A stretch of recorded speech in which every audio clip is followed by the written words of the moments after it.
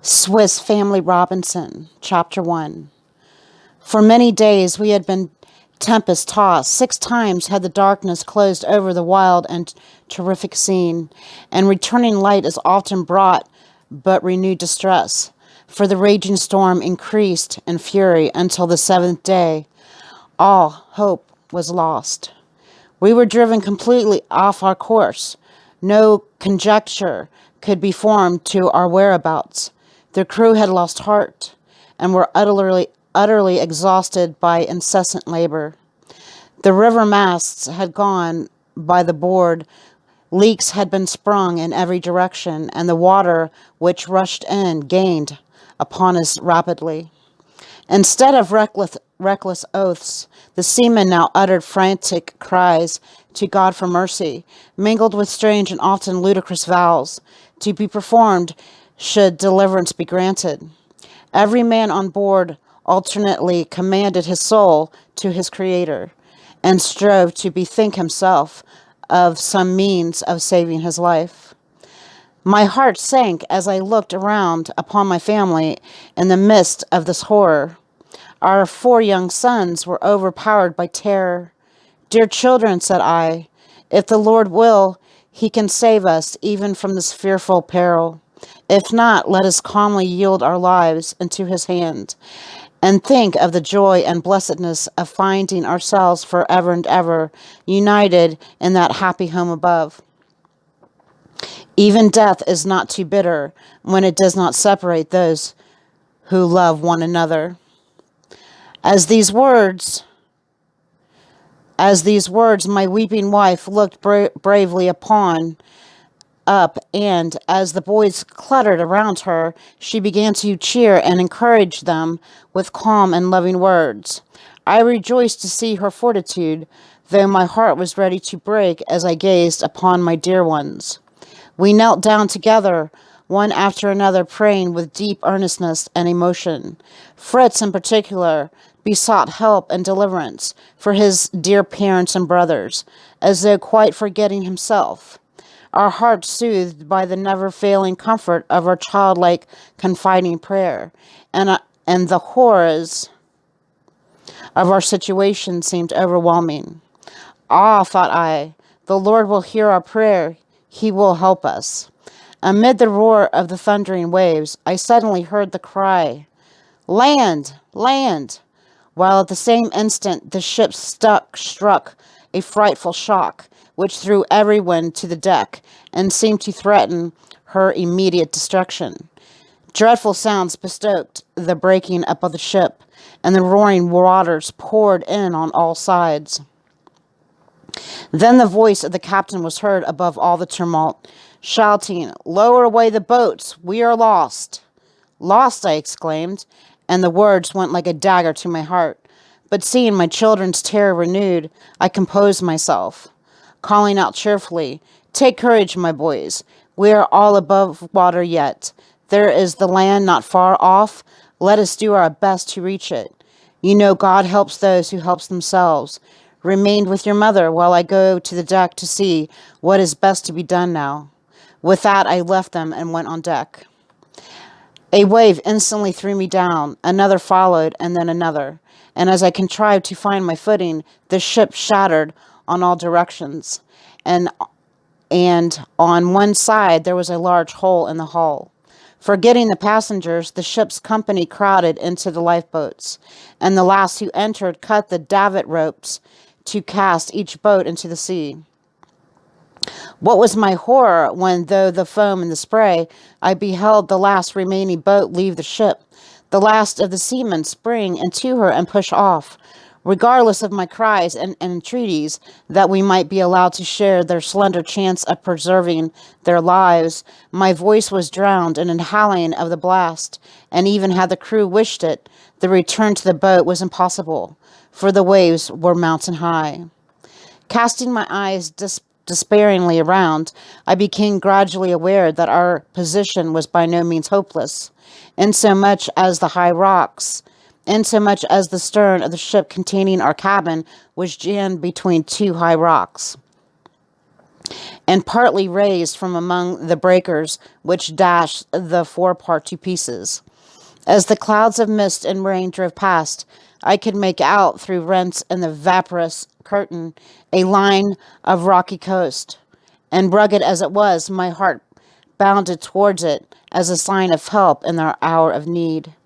Yet the sense of our lonely and forsaken condition weighed heavily upon me as I returned to my family, constraining myself to say with a smile, "Courage, dear ones. Although our good ship will never sail more, she is so placed that our cabin will remain above water. And tomorrow, if the wind and waves abate, I see no reason why we should not be able to get ashore." These few words had an immediate effect on the spirits of my children, for my family had the habit of trusting in my assurances. The boys had once regarded our problematic chance of escaping as a happy certainty, and began to enjoy the relief from the violent pitching and rolling of the vessel. My wife, however, perceived my distress and anxiety in spite of my forced composure, and I made her comprehend our real situation. Greatly fearing the effect of the intelligence of her nerves, not for a moment did her courage and trust in Providence forsake her, and on seeing this my fortitude revived. "We must find some food and take a good supper," she said. It will never do to grow faint by fasting too long. We shall require our utmost strength tomorrow." Night drew on apace, and the storm was as fierce as ever, and at intervals we were startled by crashes announcing further damage to our unfortunate ship. We thought of the lifeboats and feared that all they contained must be sunk under the foaming waves. "God will help us soon now, won't he, father?" said my youngest child. "You silly little thing," said Fritz, my eldest son, sharply. "Don't you know that we must not settle what God is to do for us? We must have patience and wait his time." "Very well said. Had it been said kindly, Fritz, my boy. You too often speak harshly to your brothers, although you may not mean to do so." A good meal being now ready, my youngsters ate heartily, and retiring to rest were speedily fast asleep. Fritz, who was of an age to be aware of the real danger we were in, kept watch with us. After a long silence, "Father," he said, "don't you think we might contrive swimming belts for mother and the boys? With those we might all escape to land, for you and I can swim." "Your idea is so good," answered I, "and I shall arrange something at once in case of an accident during the night." We immediately Oops. We immediately searched for what would answer the purpose, and fortunately got hold of a number of empty flask and tin canisters, which we connected two and two together so as to form floats sufficiently buoyant to support a person in the water. And my wife and youngest son each willingly put one on, and I then provided myself with matches, dry tinder, knives, cord, and other portable articles, trusting that, should the vessel go to pieces before daylight, we might gain the shore not wholly destitute. Fritz, as well as his brothers, now slept soundly.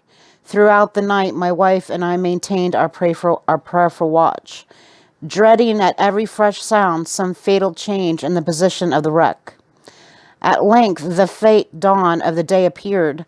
The long, weary night was over, and with thankful hearts we perceived that the gale had begun to moderate. Blue sky was seen above us, and lovely hues of sunrise adorned the eastern horizon. I roused the boys, and we assembled on the remaining portion of the deck, when they, to their surprise, discovered that no one else was on board. "Hello, Papa. What has become of everybody? Are the sailors gone? Have they taken away the boats? Oh, Papa, why did they leave us behind? What can we do by ourselves?" "My goodness, children," I replied, "we must not despair. Although we seem deserted, See how those on whose skill and good faith we depend have left us cruelly to our fate in our hour of danger. God will never do so. He has not forsaken us, and he will and we will trust him still. Only let his bestir ourselves, and each cheerfully do his best. Who has anything to propose? The sea will soon be calm enough for swimming, said Fritz. And that be all very well fine for you, exclaimed Armis, for you can swim, but think of Mother and the rest of us. Why not build a raft and all get to shore together? We should find it difficult, I think, to make a raft that would carry us safe to shore.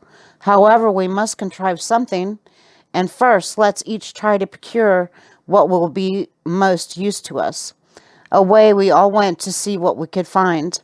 I myself proceeded to examine, as of greatest consequence, the supplies of provisions and fresh water within our reach.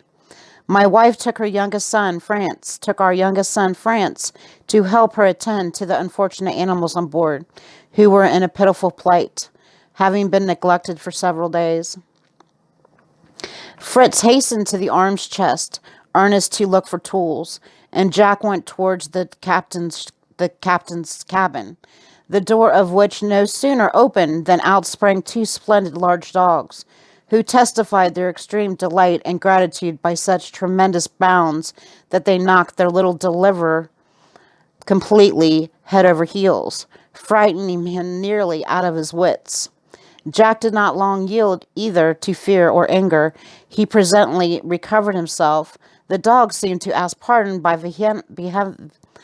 vehemently licking his face and hands, and so seizing the larger by the ears, he jumped on his back, and to my great amusement, coolly rode to meet me as I came up to the hatchway. I could not refrain from laughing at the sight, and I praised his courage, but warned him to be cautious and remember that animals of the species might, in a state of hunger, be dangerous. When we were assembled in the cabin, we all displayed our treasures. Fritz brought a couple of guns, shot belt, powder flasks, and a plenty of bullets. Ernest produced a cap full of nails, a pair of large scissors, an axe, a hammer, while pincers, chisels, and augers stuck out in all of his pockets. Even little Franz carried a box of no small size and eagerly began to show us nice sharp little hooks it contained. His brother smiled scornfully. "Well done, Franz," cried I. "These fish hooks, which you, the youngest, have found, may contribute more than anything else in the ship to save our lives by procuring food for us. Fritz and Ernest, you have chosen well." "Will you praise me too?" said my dear wife. "I have nothing to show, but I can give you good news. Some useful animals are still alive. A donkey, 2 goats, 6 sheep, a ram, and a cow, and a fine sow, both big and young. I was but just in time to save their lives by taking food to them. The goats I milked, though I do not know I shall preserve the milk in this dreadful heat." "All these things are excellent indeed," said I, "but my friend Jack here has presented me with a couple of huge, hungry, useless dogs who will eat more than any of us." "Oh, Papa, they will be of use. Why, they will help us hunt when we get to shore." "No doubt they will, if we ever get to shore, Jack. But I must say I don't know how it is to be done." "Can't we get into a big tub and float there?" returned. "I have often sailed splendidly like that around the pond at home." "My child, you have hit the capital idea," cried I. "That is certainly worth trying. Now, Ernest, let me have your tools, hammer, nail, saw, augers, and all, and then make haste to collect any tubs you can find." We very soon found 4 large casks made of sound wood and strongly bound with iron hoops. They were floating with many other things in the water in the hold, but we managed to fish them out, and placed them on the lower deck, which was at times scarcely above water. They were exactly what I'd wanted, and I succeeded in sawing them across the middle. Hard work it was, and we were glad enough to stop and refresh ourselves with goat's milk, wine, and biscuits. Even as late, my 8 tubs now stood ranged in a row near the water's edge, and I looked at them with great satisfaction. To my surprise, my wife did not seem to share my pleasure. "I shall never," she said, "muster courage to get into one of these. Do not be too sure of that, my dear wife. When you see my contrivance completed, you will perhaps prefer it to an immovable wreck." I next procured a long thin plank on which my tubs could be fixed, and the 2 ends of this I bent upwards so as to form a keel. Other 2 planks were nailed along the sides of the tubs. They also, being flexible, were brought to a point at each end, and also firmly secured and nailed together, produced a kind of narrow boat divided into 8 compartments, which I had no doubt would float adequately in calm water.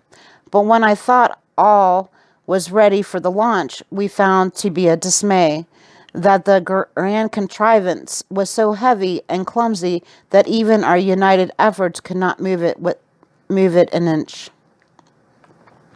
"I must have a lever," cried I. "Run and fetch the captain's bar." Fritz quickly brought one, and having formed rollers by cutting up a long spar, I raised the fore part of my boat with the bar, and my sons placed a roller under it. "How is it, father?" inquired Ernest, "that with the thing that alone can do more than all of us together?" I explained, as well as I could in a hurry, the principles of Archimedes' lever, from which he said he could move the world if he had a point from which his mechanisms might operate, and promised to have a long talk on the subject of mechanics when we should be safe on land. I now made a fast long rope to the stern of our boat, attaching the other end to the beam, then placing a second and a third roller under it. We once more began to push, this time with success, and soon our gallant craft was safely launched.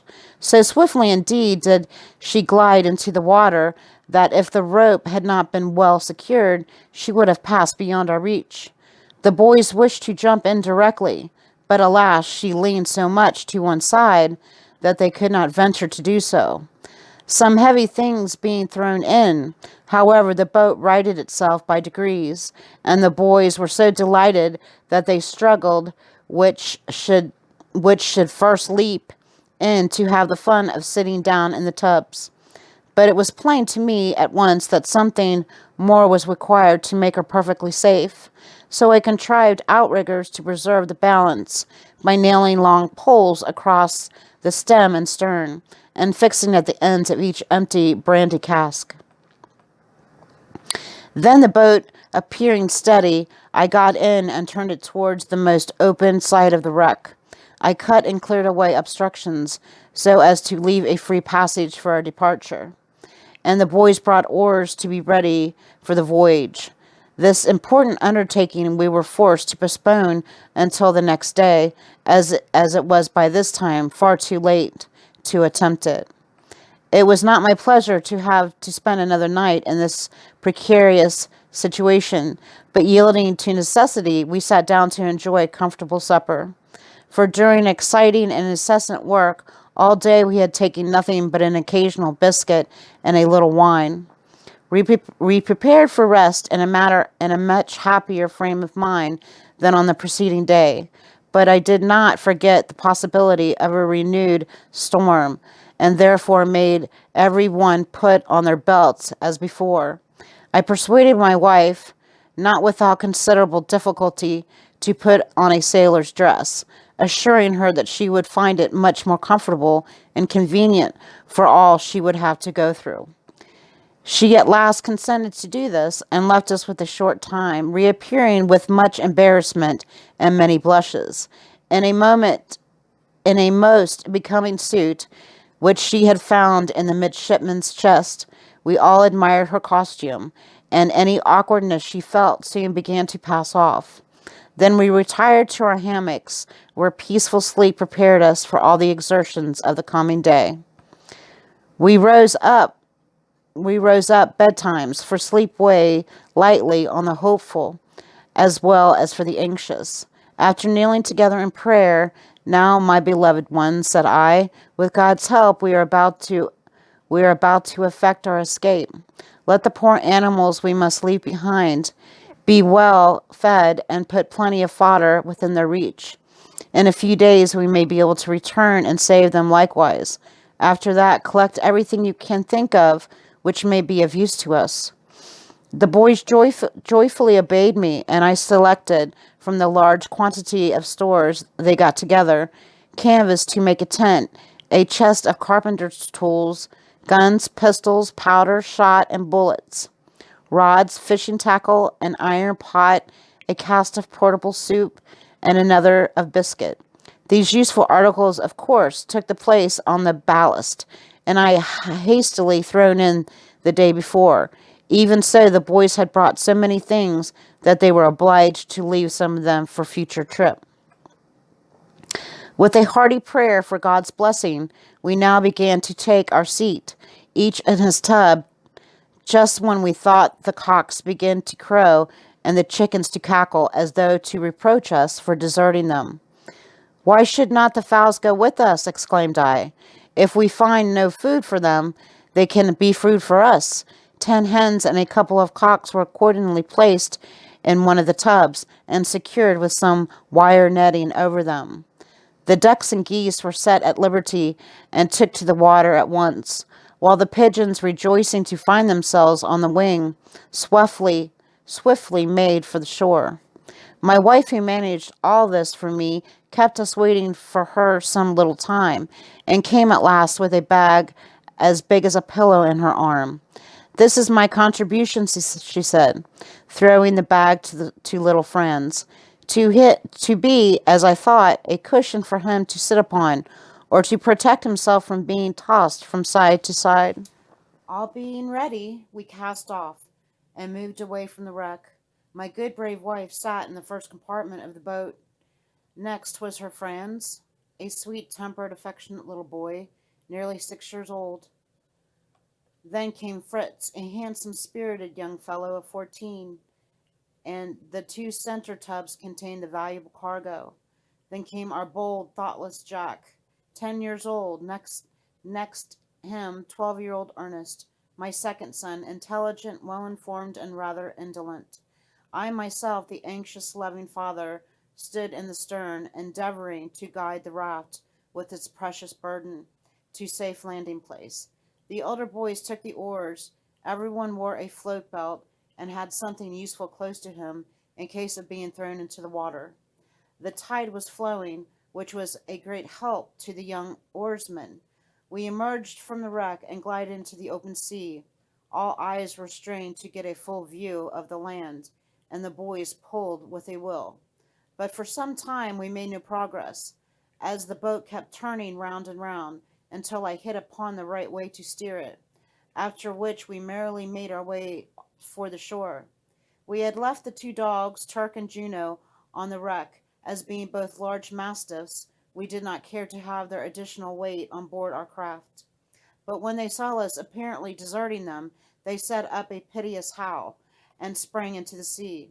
I was sorry to see this, for the distance to the land was so great that I scarcely expected them to be able to accomplish it. They followed us, however, and occasionally resting their forepaws on the outriggers, kept up with us well. Jack was inclined to deny them this their only chance of safety. "Stop," said I.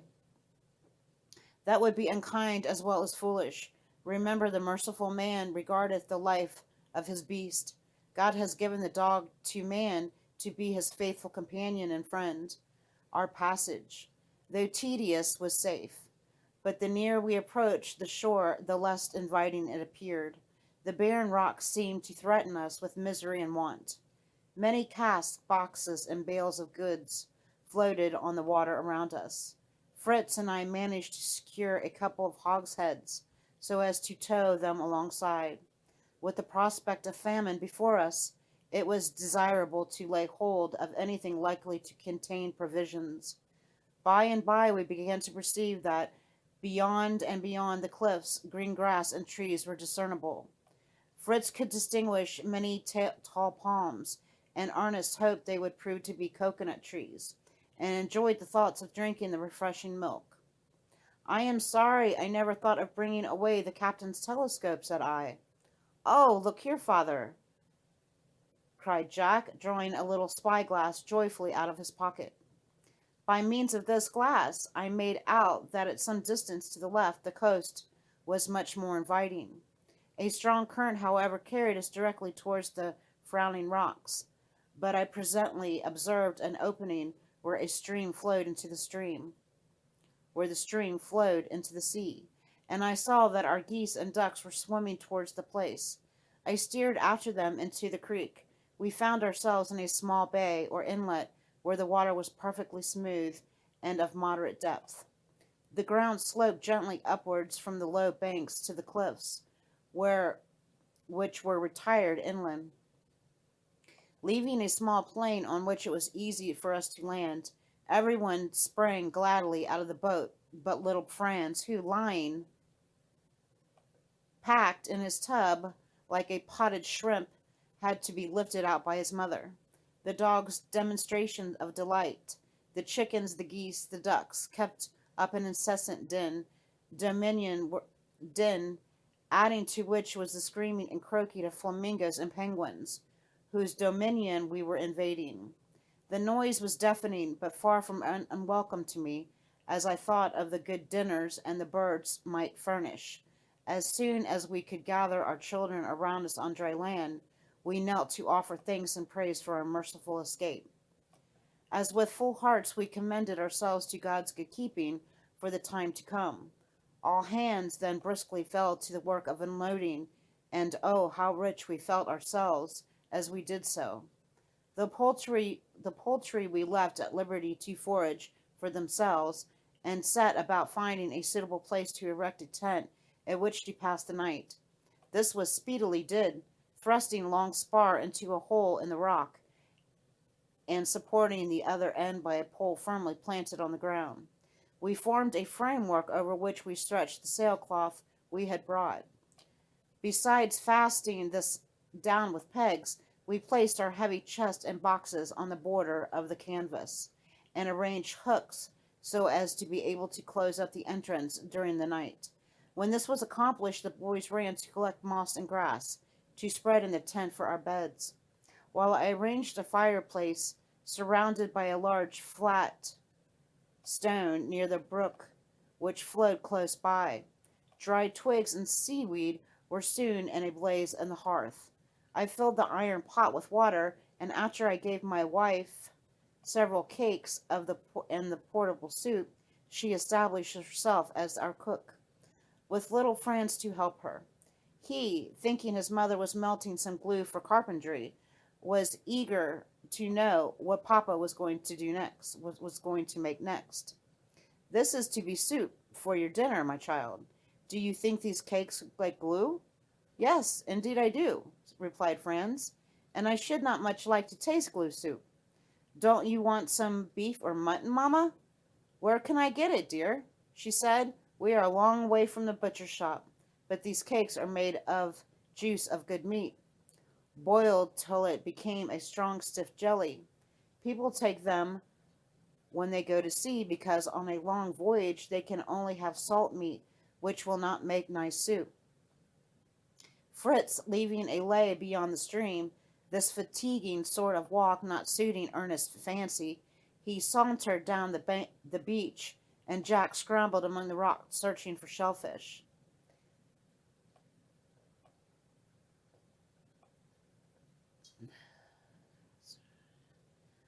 I found that I could not get up the bank on which he had landed, and was therefore obliged to look for a more convenient spot. As I did so, I was startled by hearing Jack shouting for help, as though in great danger.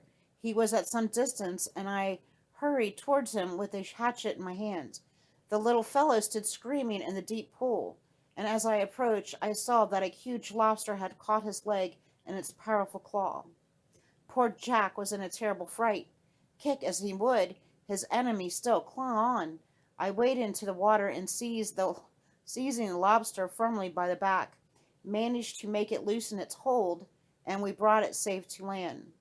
Jack, having speedily recovered his spirits, and anxious to take such a prize to his mother, caught the lobster in both hands, but instantly received such a severe blow from its tail that he flung it down, and passionately hit the creature with a large stone.